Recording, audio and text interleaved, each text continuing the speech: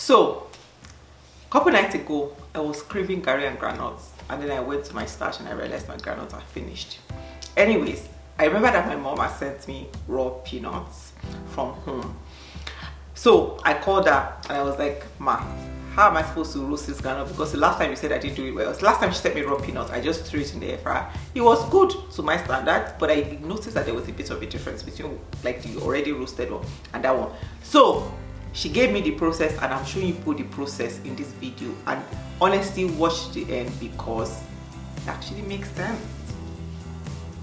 Okay, so the first thing that we're going to be doing is creating like a brine.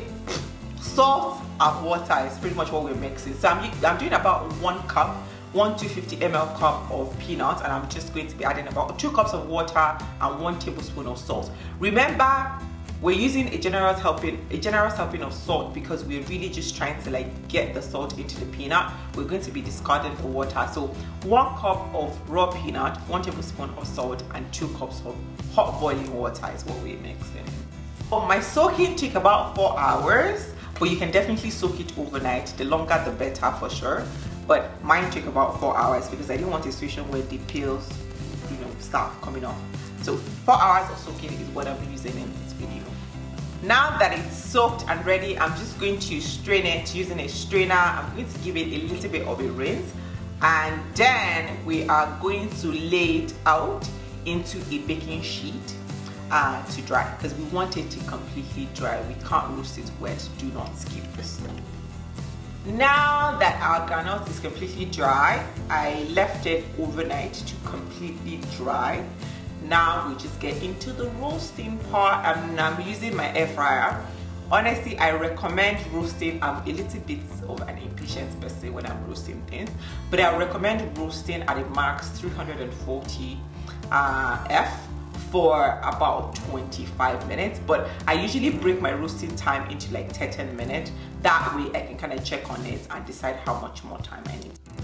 So for the sake of comparison, I'm actually showing you guys, this is what the soaked one looks like, and this is what the unsoaked one actually looks like. You can already see the color difference. The light pink one was soaked and the other side is not soaked.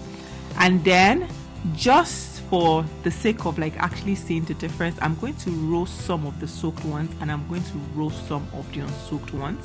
So I'm just putting the unsoaked one in one part of my air fryer, and then I'm putting the soaked one in the other side, and now I'm just going to roast them using the exact same time, and I will show you guys what that looks like once everything is well roasted.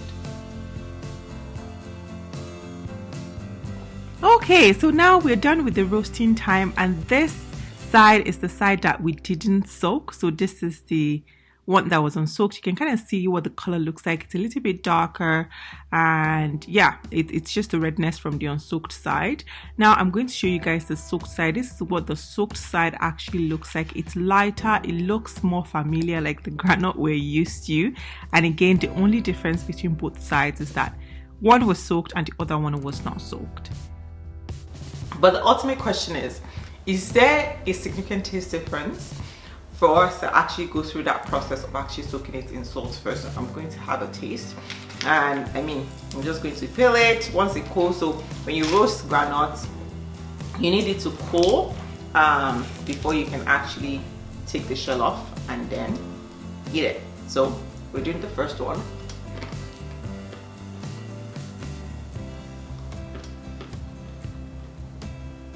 Tastes like granules, like the one that comes in bottle. Very delicious, very nutty. Yeah, and I can definitely taste a bit of the salt that I had used in the soaking process. So I'm just going to try the other one. You can see it kind of looks like granite. Yeah, I feel like the other one, like the first taste was more like better. It had like a bit of a bitter note, and it was more like toasty, not super granulty. So definitely I'll say that there's a taste difference between the soaked one and the unsoaked one. And I think if you're used to Nigerian granules as well, you can actually see like when we buy granules, it looks pale like this, like it looks like this, not like this, and it's like the same thing. It's just the soaking process that takes it from looking like this to looking like this. So I would definitely say that soaking is a plus. And if you're wondering, I can just buy groundnuts, why would I want to do this myself? I think if you live abroad especially, you know that after you, like if you keep groundnuts in your house for a couple months, like 2 months or something, there's like this rancidity that comes from it.